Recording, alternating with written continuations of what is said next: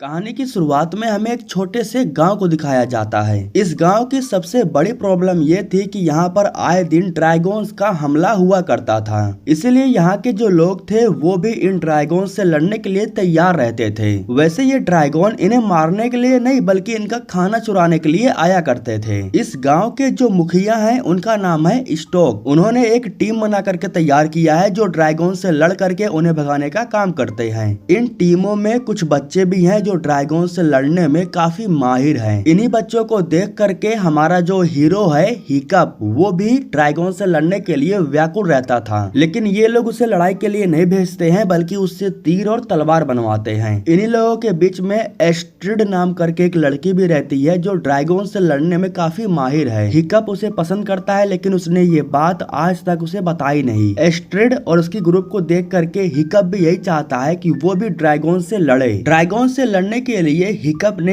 एक खास प्रकार का यंत्र भी बना करके तैयार किया है, लेकिन वो अपने यंत्र का इस्तेमाल नहीं कर पा रहा है क्योंकि उसे लड़ने के लिए भेजा नहीं जा रहा है। खैर इधर जो ड्रैगन थे वो तबाही मचा रहे थे, लोगों के घरों को जला रहे थे। इन सभी ड्रैगन्स में एक सबसे खतरनाक ड्रैगन है जिसका नाम है नाइट फ्यूरी। वो अंधेरे में रहता है और वहीं से हमला करता है। भले ही वो अंधेरे में रह करके हमला करे लेकिन उसका निशाना हमेशा सटीक रहता है। उस ड्रैगन का नाम है नाइट फ्यूरी और आज तक उस ड्रैगन को किसी ने नहीं देखा। अगर नाइट फ्यूरी को कोई मारता है तो वो सबसे बड़ा योद्धा कहलाएगा। जब हिकअप को मालूम चलता है कि नाइट फ्यूरी आ चुका है तब उसे जैसे ही मौका मिलता है तो वो अपने यंत्र को लेकर के बाहर चला जाता है उसे मारने के लिए। आसमान की तरफ देख करके अंधेरे में वो अपने यंत्र को चला देता है। उसका मानना ये था कि उसने सही निशाना लगा करके नाइट फ्यूरी को जख्मी कर दिया है। खैर तभी हिकअप के पास एक ड्रैगन आ जाता है जो उसके पीछे पड़ जाता है। वो एक फायर ड्रैगन था, बार बार हिकअप पे आग उगल रहा था। वो जैसे ही हिकअप पर हमला करने वाला था तो उसी वक्त यहाँ पर गांव के मुखिया यानी कि स्टोक आ जाता है जो उस ड्रैगन से लड़ते हैं और उसके छक्के छुड़ा देते हैं। इसके बाद सभी ड्रैगन दुम दबा करके यहाँ से भाग जाते हैं, लेकिन इन ड्रैगन्स ने काफी तबाही मचा दिया था इसलिए स्टोक काफी गुस्सा था। वो सारा गुस्सा हिकअप पे निकालने लगता है। वो उससे कहता है कि आखिर तुम्हें बाहर कौन आने दिया। वैसे यहाँ मैं आपको बता दूं कि हिकअप उन्हीं का बेटा है, मतलब कि इस गांव का जो मुखिया है हिकअप उन्हीं का बेटा है। इसलिए यहाँ पर जब भी ड्रैगन हमला करते हैं तो उसे लड़ने के लिए कभी भी बाहर नहीं आने दिया जाता क्योंकि वो मुखिया का बेटा है और कोई उनके खिलाफ भी नहीं जा सकता। लेकिन हिकअप इन ड्रैगन से लड़ना चाहता है, वो दिखाना चाहता है कि वो भी एक योद्धा बन सकता है। इसके बाद जो गोबर था वो हिकअप को ले जा करके अंदर बंद कर देता है ताकि वो दोबारा बाहर ना आ पाए। बिना दरवाजा बंद करे वो यहाँ से चले जाते हैं और फिर हिकअप को जैसे मौका मिलता है तो वो भी यहाँ से निकल लेता है। इधर जो स्टोक था वो दरबार में मौजूद सभी लोगों से कहता है कि ये जो ड्रैगन है ये आए दिन हमें परेशान कर रहे हैं और हमारे भोजन को खा जा रहे हैं, इसलिए हमें इन ड्रैगन्स का खात्मा करना होगा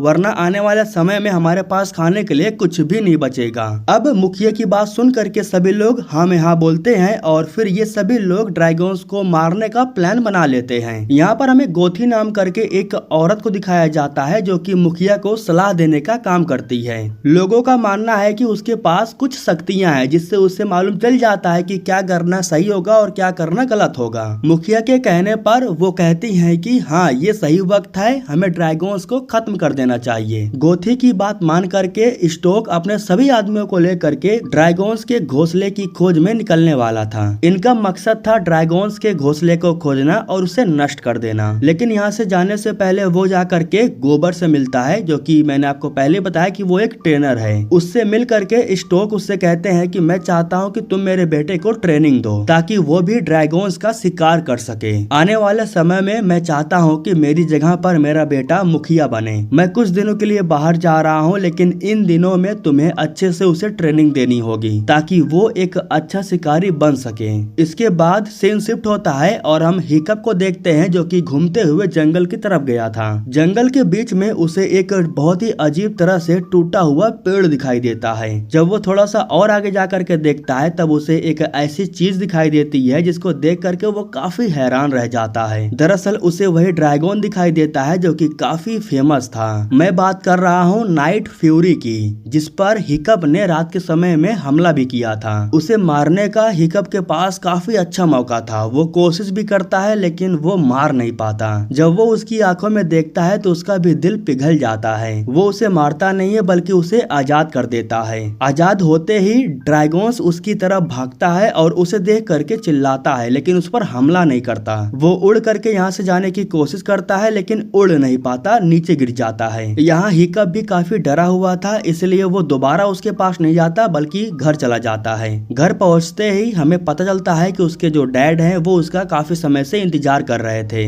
वो हिकअप को अपना कुल्हाड़ी देते हैं और उससे कहते हैं कि अब तुम्हें ड्रैगन्स का शिकार करना सीखना होगा। तुम कह रहे थे ना कि तुम ड्रैगन्स का शिकार करना चाहते हो, तो अब सही वक्त आ चुका है। लेकिन दिक्कत की बात ये थी कि अब हिकअप का मन बदल चुका था। हालांकि वो अपने पिताजी से कहता भी है कि मैं शिकारी नहीं बन सकता, मैं उस लायक नहीं हूँ। जिस पर उसके पिता कहते हैं कि क्या हो गया, कल तो तुम ड्रैगन्स का शिकार करने के लिए फड़फड़ा रहे थे। मैं कुछ नहीं जानता, मेरे वापस आने के बाद तुम्हें एक अच्छा ट्रेनर बन करके दिखाना होगा। बेटे से मुलाकात करने के बाद स्टोक अपने सफर पर निकल पड़ता है। अगले दिन सुबह में सारे बच्चों को अखाड़े के मैदान में ले जाकर के डाल दिया जाता है। वैसे यहाँ पर जितने भी बच्चे थे, इन सारे बच्चों को ड्रैगन्स का शिकार करना काफी अच्छे से आता है, लेकिन इनमें से जो हिकअप था वो तो यहाँ पर फिलहाल ट्रेनिंग के लिए आया है। गोबर इन लोगों से कहते हैं कि ये हमारी परंपरा है, इस अखाड़े के मैदान में तुम सबको खुद को साबित करना होगा। जो ड्रैगन्स पर काबू पाएगा वही अव्वल दर्जे का हत्यारा कहलाएगा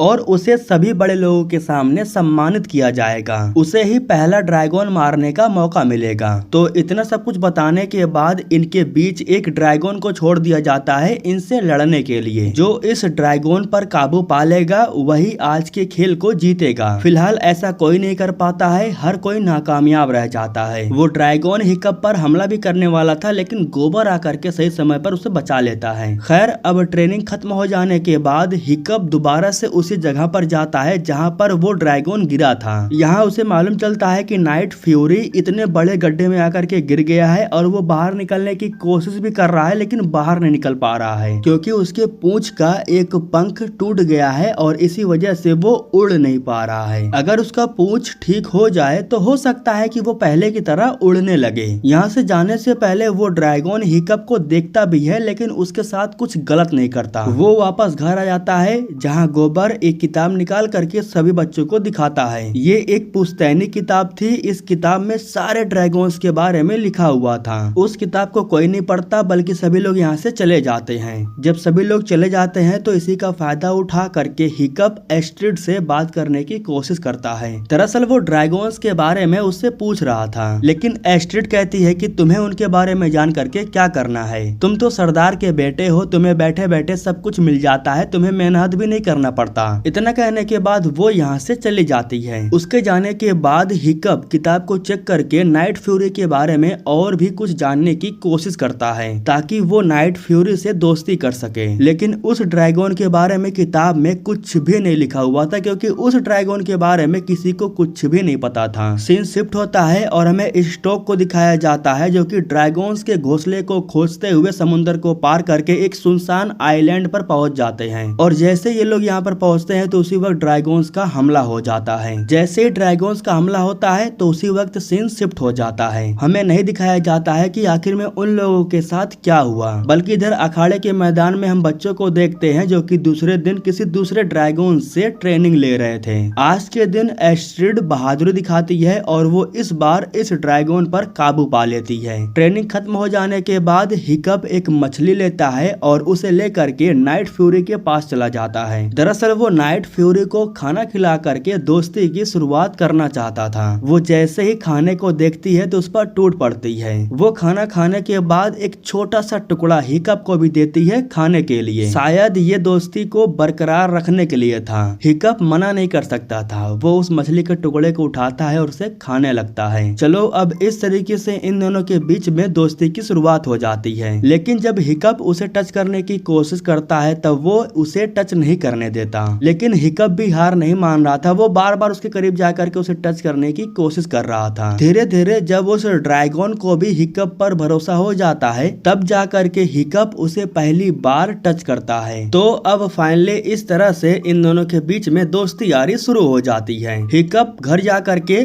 उसके लिए एक अच्छा सा पूंछ बनाता है। इसके बाद हिकअप उस ड्रैगन के लिए ढेर सारा खाना लेकर के जाता है। जब वो ड्रैगन मछलियों को खाने में बिजी था तब इधर हिकअप बनाए हुए पंख को उसके उसके पूंछ से जोड़ देता है। जैसे ही पंख को उसके पूंछ से बांधा जाता है तो उसी वक्त ड्रैगन उड़ने लगता है। नाइट फ्यूरी के साथ दोस्ती कर लेने से हिकअप का सबसे बड़ा फायदा ये होता है कि वो ड्रैगन्स के बारे में काफी कुछ जान पाता है, जैसे कि कौन सा ड्रैगन किस चीज से डरता है और उसे कैसे हराया जा सकता है। अखाड़े के मैदान में एक ड्रैगन को अपने वश में करने के लिए वो उसके सामने ईल मछली लेकर के चला जाता है और उस मछली की मदद से वो उस ड्रैगन पर काबू पा लेता है। दरअसल उसे पता चल गया था कि ईल मछली से उस ड्रैगन को प्रॉब्लम होती है। इसी तरह से धीरे धीरे करके वो हर एक ड्रैगन्स के प्रॉब्लम को समझ जाता है। अखाड़े के मैदान में जब वो सारे ड्रैगन्स को काबू में कर रहा था तो ये देख करके सारे बच्चे उससे इम्प्रेस हो जाते हैं, जिसकी वजह से हिकअप के चर्चे पूरे गांव में होने लगते हैं। वो एक हीरो की तरह पूरे गांव में फेमस हो जाता है। कुछ दिन बीत जाने के बाद स्टोक अपनी पूरी टीम को लेकर के वापस गांव में आ जाता है। दरअसल वो नाकामयाब हो गया था। इन लोगों को ड्रैगन का घोंसला नहीं मिला था। ड्रैगन्स का हमला होने की वजह से इनके कई सारे लोग घायल भी हो गए थे। लेकिन वापस घर आने के बाद स्टोक को काफी अच्छी खुशखबरी सुनने को मिलता है। जब उसे पता चलता है कि उसका बेटा पूरे गांव में फेमस हो चुका है, वो किसी भी ड्रैगन्स को चुटकियों में हरा देता है, तो वो काफी खुश होता है। जिसके बाद वो सबसे पहले हिकअप के पास जाते हैं उससे बात करने के लिए। वो हिकअप से कहते हैं कि देख लेना, पहला ड्रैगन मारने का मौका तुम्हें ही मिलेगा। फाइनली वो दिन आ चुका था जब ये डिसाइड होने वाला था कि अव्वल दर्जे का हत्यारा कौन बनने वाला है और सबसे पहला ड्रैगन्स मारने का मौका किसे दिया जाएगा। हर बार की तरह आज फिर वो ड्रैगन्स को आसानी से अपने काबू में कर लेता है, जिसे देख करके एस्ट्रिड काफी गुस्सा हो जाती है, क्योंकि आज वो लोगों के सामने जीतना चाहती थी लेकिन वो हार जाती है। गोथी अनाउंस करती है कि अव्वल दर्जे का हत्यारा हिकअप को बनाया गया है, मतलब कि पहला ड्रैगन मारने का मौका हिकअप को दिया जाएगा। लेकिन वो ड्रैगन को मारना नहीं चाहता था, इसलिए जैसे ट्रेनिंग खत्म होती है तो वो भाग करके नाइट फ्यूरी के पास आ जाता है। दरअसल इस ड्रैगन के साथ यहाँ से आज वो भागने वाला था, लेकिन बेचारे के साथ एक स्कैम हो जाता है। दरअसल एस्ट्रिड काफी दिनों से उस पर नजर रख रही थी। वो नोटिस कर रही थी कि ट्रेनिंग के बाद हिकअप हर दिन कहीं पर जाता था। अचानक से नाइट फ्यूरी बाहर निकल करके एस्ट्रिड पर हमला करने वाला था, लेकिन बीच में हिकअप आ जाता है और उसे रोक देता है। हिकअप उसे शांत करता है और एस्ट्रिड से कहता है कि ये मेरा दोस्त है, मैं काफी दिनों से इसी के साथ रह रहा हूँ। एस्ट्रिड एक भी बात नहीं सुनती है, वो यहाँ से भागने लगती है, लेकिन वो भाग नहीं पाती है क्योंकि बीच रास्ते में नाइट फ्यूरी आ जाती है जो उसे उठा करके पहाड़ों के ऊपर लेकर के जाती है, जहाँ हिकअप उससे कहता है कि बस एक बार मेरे साथ आ जाओ तो मैं विश्वास हो जाएगा कि ये हमें नुकसान नहीं पहुँचाता। वैसे एस्ट्रिड के पास और कोई ऑप्शन नहीं था, इसीलिए वो हिकअप के पीछे जाकर के आराम से बैठ जाती है। इसके बाद एस्ट्रिड उस ड्रैगन की सवारी करती है और उसे काफी अच्छा लगता है। उसे भी यकीन हो जाता है कि इन ड्रैगन्स को हम जितना खतरनाक समझते हैं उतना है नहीं। जब नाइट फ्यूरी इन लोगों के साथ आसमान में काफी ऊपर उड़ रहा था, तभी अचानक से इन लोगों के सामने ढेर सारे ड्रैगन आ जाते हैं। इन सारे ड्रैगन्स को देख करके यही लग रहा था कि ये सभी कहीं पर जा रहे हैं। जब नाइट फ्यूरी इनका पीछा करता है तब हमें मालूम चलता है कि ये सभी ड्रैगन अपने घोंसले में जा रहे थे। जब नाइट फ्यूरी अपने घोंसले में बैठा हुआ था तब हिकअप को यहाँ पर एक काफी बड़ा ड्रैगन दिखाई देता है।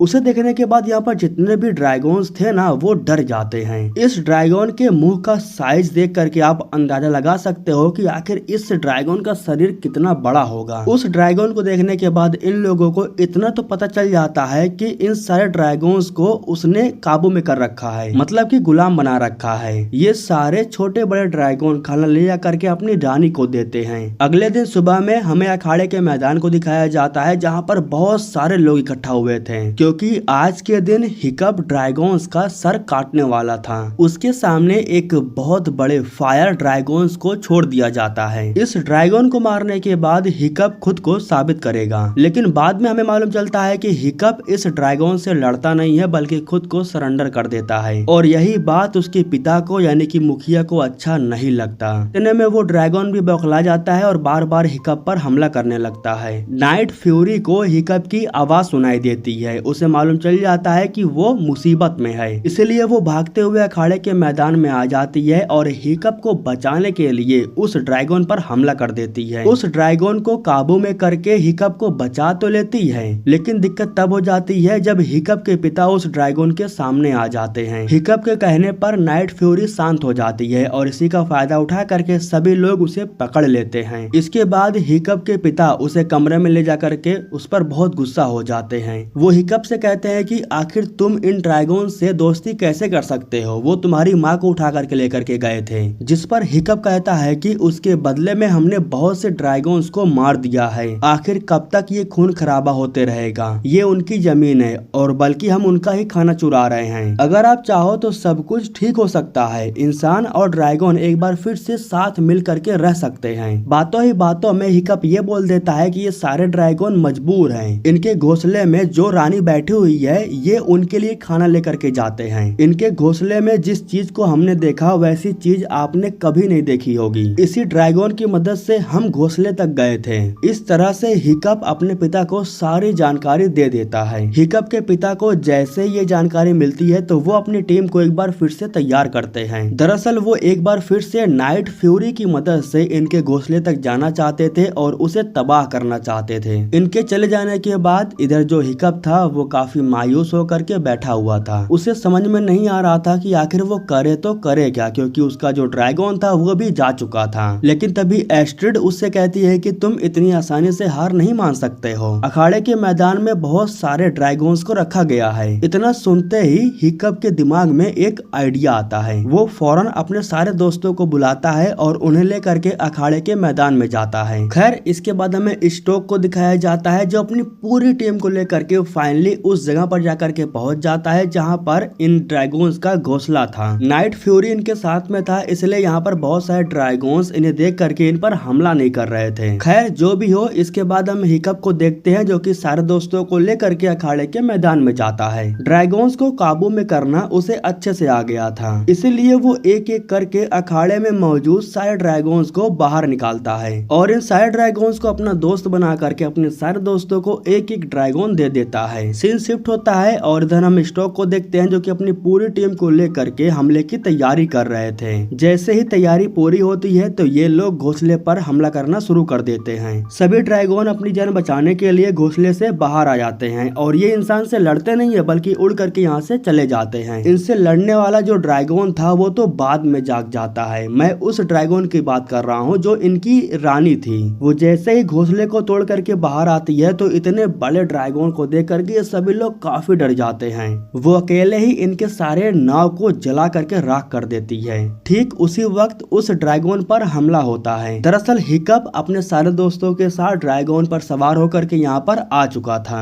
हिकअप के जो दोस्त थे वो बड़े बड़े ड्रैगन पर चारों तरफ से हमला कर रहे थे। इसी का फायदा उठा करके हिकअप नाइट फ्यूरी के पास जाता है उसे आजाद करने के लिए, लेकिन जंजीरों से वो जकड़ा हुआ था, हिकअप उसे छुड़ा नहीं पाता। ठीक उसी वक्त वो जो बड़ा बड़ा ड्रैगन था ना वो इन पर हमला करता है, जिसकी वजह से हिकअप और उसका ड्रैगन दोनों पानी में डूब जाते हैं। नाइट फ्यूरी को बचाने के लिए हिकअप नीचे जाता है, लेकिन तभी उसके डैड आ जाते हैं जो उसे पीछे से खींच लेते हैं। बेटे को बाहर लाने के बाद वो दोबारा से पानी के अंदर जाते हैं और इस बार वो नाइट फ्यूरी को बचाने के लिए गए थे। मतलब कि अब उन्होंने भी ड्रैगन्स को स्वीकार कर लिया था। वो अपने बेटे से कहते हैं कि मुझे तुम पर नाज है। इसके बाद हिकअप अपने सारे दोस्तों के साथ मिल करके उस ड्रैगन पर हमला करता है। लड़ाई के दौरान हिकअप को मालूम चलता है कि इस ड्रैगन के भी बड़े बड़े पंख हैं। पंख को देख करके हिकअप के दिमाग में एक आइडिया आता है। वो उस ड्रैगन को गुस्सा दिलाता है। इसके बाद उसे लेकर के आसमान की ऊंचाइयों पर जाता है। जहां नाइट फ्यूरी को मौका मिलता है वो बार बार उस ड्रैगन के पंख पर हमला करता है। उसका पंख अब उड़ने लायक नहीं था और ये बात उस ड्रैगन को पता नहीं थी।